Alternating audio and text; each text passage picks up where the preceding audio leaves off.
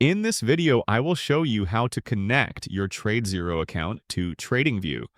The first thing you need to do is go to the TradeZero website and create your account if you do not already have one.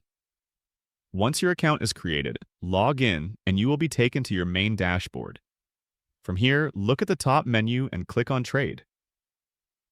In the drop-down, choose Launch TradingView. This will open TradingView in a new window that is linked through TradeZero. When TradingView loads, look for the Trade button. Click on it to open the trading panel. You will see options to connect either a live account or a demo account with TradeZero. If you want to test things first, choose the Demo Account option. Click on Demo Account, then click Connect. A login box will appear. Enter your TradeZero email and password, the same details you use to sign into the TradeZero website. Click Sign In and wait for the connection to complete.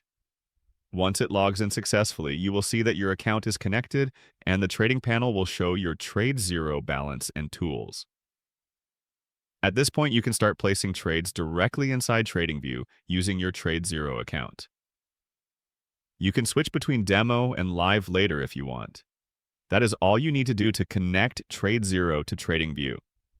If this tutorial helped you, consider subscribing for more quick and simple trading guides like this.